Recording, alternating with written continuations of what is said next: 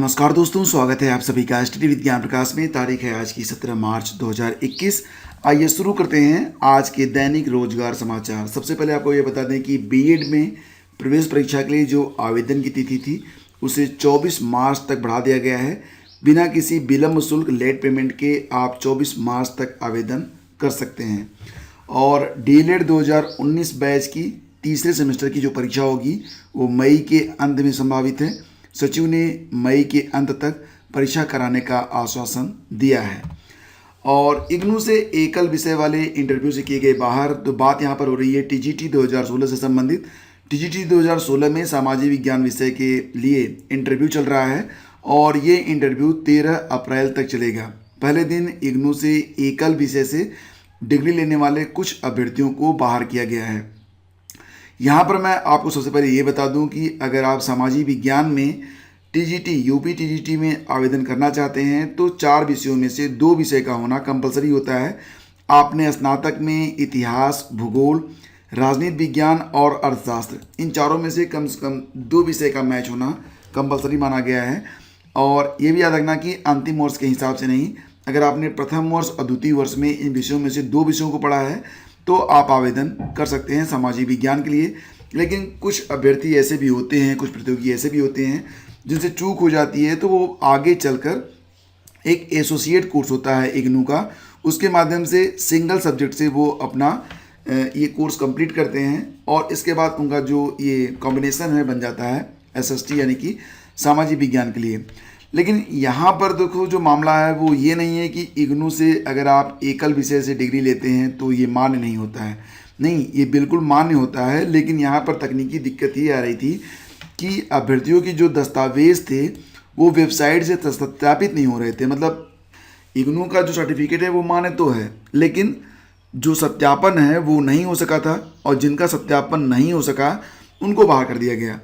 तो अभ्यर्थियों का कहना है कि सत्यापन के लिए लगाए गए कर्मचारी एसोसिएट कोर्स के कॉलम को नहीं देख रहे थे, जिसके कारण यह समस्या हुई है। और जैसा कि मैं आपको बता चुका हूं कि जिन छात्रों के पास दोनों विषय नहीं होते थे वो इग्नू से एक विषय में एसोसिएट कोर्स कर लेते हैं। तो ये थोड़ी सी तकनीकी दिक्कत आई है। अब आगे आपको ये बता दें कि शिक्षक भर्ती में रजिस्ट्रेशन और फीस जमा करने के लिए लास्ट डेट आज ही मानकर आप चलें। हालांकि फीस जमा करने की जो लास्ट डेट है वो 18 तारीख बताई गई है, 18 मार्च तक। लेकिन आप यथाशीघ्र ये काम पूरा कर लें, क्योंकि मैं देख रहा हूँ कि वेबसाइट अब ठीक से रिस्पॉन्ड नहीं कर रही है। अगर आपका इंटरनेट कनेक्शन स्ट्रॉन्ग नहीं है, मोबाइल फ़ोन या फिर जियो 5 वगैरह से अगर आप कनेक्ट करके अपने पीसी को फॉर्म भर रहे हैं तो दिक्कत आ रही है। ब्रॉडबैंड से काम हो जा रहा है। फिलहाल बात यहाँ पर ये है कि अब तक लगभग 2.5 लाख अभ्यर्थियों ने अंतिम रूप से आवेदन कर दिया है और लगभग उम्मीद है कि 3.25 लाख अभ्यर्थी जो है वो पंजीकरण करा चुके हैं। इस लिहाज से 3 लाख के आसपास आवेदन की जो उम्मीद है वो जताई जा रही है। तो आपको बता दें कि रजिस्ट्रेशन के लिए आज लास्ट डेट है और आवेदन शुल्क आप कल तक जमा कर सकते हैं। तो यहाँ पर ये है डेट, आप देख सकते हैं 3 मार्च से लेकर 17 मार्च तक रजिस्ट्रेशन कर सकते हैं। और last date to submit registration fees तो ये 18 मार्च है। तो ये तीनों काम आज ही आपको निपटाना होगा। यहाँ पर कई सारे मतलब स्टेप्स हैं। तो कैंडिडेट रजिस्ट्रेशन करना होगा आपको, उसके बाद verify registration and fill education exam और अपडेट पासवर्ड। तो जहाँ तक संभव हो कोशिश करिए कि ये 4 स्टेप आज आप पूरे कर ही लें। तो अगर आप फीस जमा कर देते हैं उसके बाद का जो प्रोसेस होगा उसे आप आसानी से कल परसों में कर सकते हैं। लेकिन फीस तक की जो प्रक्रिया है उसे आज ही निपटा लें, क्योंकि वेबसाइट जो है वो ठीक से काम नहीं कर रही है। तो इसके लिए आपको कल और अधिक दिक्कत हो सकती है। कल रजिस्ट्रेशन भी बंद हो जाएगा, आज ही बंद हो जाएगा। आज के बाद कल आप रजिस्ट्रेशन नहीं कर पाएंगे। तो अब बात करते हैं टीजीटी बायो के बारे में। तो टीजीटी बायो की 2 भर्ती पूरी नहीं और तीसरी शुरू हो गई। तो यहाँ पर जैसा कि आप जानते हैं, अगर पूरे 1 दशक को देखा जाए तो 2011 से स्टार्ट करते हैं और वर्तमान ईयर है 2021, तो पूरा 1 साल। तो इन 10 सालों में, इन पूरे 10 सालों में अब तक कुल मिला के 3 बार टीजीटी और पीजीटी की भर्ती हुई है। यही वजह होती है कि हर अवसर आपके लिए एक स्वर्णिम अवसर होता है। अगला मौका कब मिले आपको पता नहीं चलता है। तो 2011 में जो बायो की परीक्षा हुई थी, उसके बाद 2016 में हुई थी। 2016 में जो विज्ञापन था जारी हुआ था, विज्ञापन विवादित हो गया था, जीव विज्ञान विषय को हटा दिया गया, फिर कोर्ट के द्वारा उसे बहाल किया गया। 2011 की परीक्षा हो गई थी, लेकिन इसका जो फाइनल है 17 जून 2016 को परीक्षा हुई थी। कुल 65 पद थे और उस पर तकरीबन 58,000 अभ्यर्थियों ने आवेदन किया था। और इसके बाद 2016 में टीजीटी जीव विज्ञान के लिए 304 पद थे, 67,000 से अधिक अभ्यर्थियों ने आवेदन किया था, लेकिन इसकी परीक्षा अभी नहीं हो सकी है। तो यानी कि पहले के जो दो भर्तियां हैं जीव विज्ञान की, वो अभी पूरी नहीं हो सकी हैं और 2021 के जो आवेदन हैं वो भी स्टार्ट हो गए हैं। हाई कोर्ट ने 12 जनवरी 2020 को चयन बोर्ड को 3 महीने में लिखित परीक्षा कराने की 2016 वाली जो परीक्षा थी उसके आदेश दिए थे, लेकिन आज तक लिखित परीक्षा की तारीख घोषित नहीं हुई है। जबकि चयन बोर्ड ने 2013 में टीजीटी जीव विज्ञान के 187 पदों पर चयन कर 3 साल पहले शिक्षकों को तैनाती दे दी है। हाँ, एक बात और बता दूं कि 2013 में भी ये भर्ती आई थी। तो कुल मिला के 4 भर्तियाँ अब हो गई हैं, तो लगभग 10 साल में 4 बार ये वैकेंसीज आई हैं। फिलहाल फ्रेंड्स आपको ये बता दें कि टीजीटी पीजीटी के 15,198 पदों पर आवेदन शुरू हो गए हैं और यहाँ पर जो पद हैं उसके लिए आप आवेदन कर सकते हैं।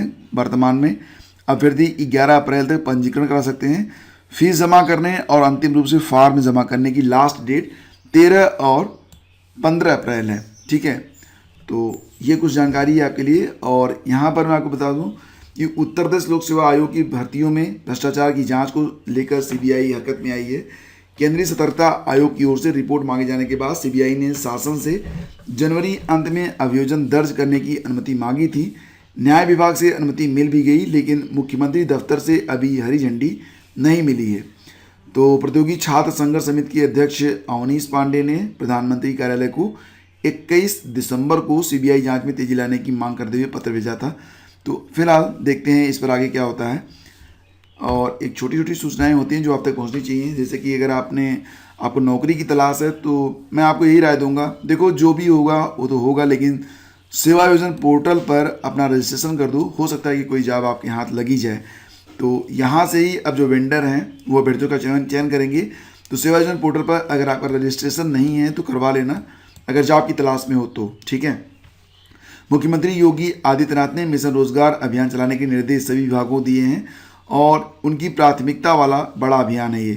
तो यहाँ पर सेवा योजना पोर्टल पर रजिस्ट्रेशन करना आपके लिए फ़ायदेमंद हो सकता है। यूपी में पीएससी कांस्टेबल और फायरमैन की भर्ती सामान्य श्रेणी पर सिर्फ अनारक्षित वर्ग का हक नहीं। यहाँ पर यह बताया जा रहा है कि मेरिट पर सामान्य श्रेणी में आए आरक्षित वर्ग के अभ्यर्थी के चयन पर नहीं उठाया जा सकता सवाल। ये बात कही है सुप्रीम कोर्ट ने। तो सुप्रीम कोर्ट ने मंगलवार को एक अहम फैसले में कहा कि मेरिट के आधार पर सामान्य श्रेणी में जगह बनाने वाले आरक्षित वर्ग के अभ्यर्थियों के चयन पर सवाल नहीं उठाया जा सकता। शीर्ष अदालत ने उत्तर प्रदेश में वर्ष 2019 में 3,295 पीएससी कांस्टेबल और फायरमैन की भर्ती को जायज़ ठहराते हुए ये बात कही है। कोर्ट ने कहा कि सामान्य वर्ग के छात्र यह दावा कतई नहीं कर सकते कि उनकी जगह मारी गई या अनारक्षित सीटों पर सिर्फ उनका अधिकार है। Justice UU Lalit, justice S Ravindra Bhatt और जस्टिस ऋषिकेश राय की पीठ ने अपने फैसले में कहा कि राज्य सरकार द्वारा शीर्ष अदालत के पूर्व आदेश के अनुरूप भर्ती की गई है। किसी अभ्यर्थी का चयन पूर्व में भले ही आरक्षित पद पर हुआ हो, लेकिन वह मेरिट के आधार पर सामान्य वर्ग में चुने जाने का हक रखता है। पीठ ने कहा कि सरकार की इस कवायद को गैर कानूनी या अवैध नहीं ठहराया जा सकता। और एक जिले में एक ही दिन पंचायत चुनाव, आरक्षण आधार 2015 होगा। जैसा कि आप लोग जानते हैं कि आरक्षण का जो आधार था उसे बदल दिया गया है इलाहाबाद हाईकोर्ट के द्वारा। और अब प्रदेश में जितने भी मंडल हैं वहाँ पर 4 चरणों में चुनाव संपन्न होंगे। और जैसे मान लेते हैं कि किसी मंडल में 4 जिले हैं तो वहाँ पर अलग अलग दिनों में, जैसे कि अगर हम यहाँ पर कोई भी एक जिला उठाते हैं तो उसमें पूरे ज़िले में एक ही दिन में चुनाव हो जाएगा। तो एक मंडल में जहाँ पर 4 जिले हैं तो वहाँ पर 4 दिनों में ये चुनाव संपन्न होगा। अगर 4 से अधिक जिले हैं तो एक चरण में 2 जिले भी लिए जा सकेंगे। मतलब कुल मिला के 4 चरण में ये चुनाव होने हैं और एक चरण में एक ही जिले में चुनाव कराने का जो प्रयास है वो किया जा रहा है। हालांकि सरकार अब 2015 को आधार वर्ष मानकर पंचायत के चक्रानुक्रम आरक्षण संबंधी आदेश जारी करेगी और इससे संबंधित जो शासनादेश है वो जल्द जारी किए जाने की संभावना है। तो ये चीज़ें हैं और फिलहाल देखते हैं कि इस बार, और एक बात और भी कि पंचायत चुनाव में इस बार प्रत्येक मतदान स्थल पर 3 की जगह 2 मतपेटी रखी जाएगी। चुनाव चिन्ह आवंटन के बाद यदि उम्मीदवारों की संख्या अधिक होने पर संबंधित मतदान स्थल पर 3 मतपेटियां भी रखी जा सकती हैं। एक ही मतपेटी में जिला पंचायत सदस्य, जिला क्षेत्र पंचायत सदस्य और ग्राम पंचायत सदस्य यानी कि बीडीसी के मतपत्रों को डाला जाएगा। पहली मतपेटी भरने के बाद दूसरी का प्रयोग किया जाएगा, यानी कि थोड़ा सा चेंज आपको देखने को इस बार मिलेगा। तो फ्रेंड्स, ये थी आज की अपडेट्स और आज का जो करंट अफेयर है ये बहुत इंपॉर्टेंट है।